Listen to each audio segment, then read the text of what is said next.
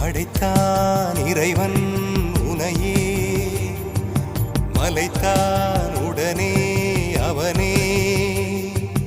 அழகை படைக்கும் திறமை முழுக்க உன்னுடன் சார்ந்தது, என் விழி சேர்ந்தது. விடிய விடிய மடியில் கிடக்கும் பொன்வினை உன்மேனி மீட்டட்டும் என் மேனி. இறைவினில் வந்து கலந்திடு, வீரல் பட மெல்ல கனிந்திடு.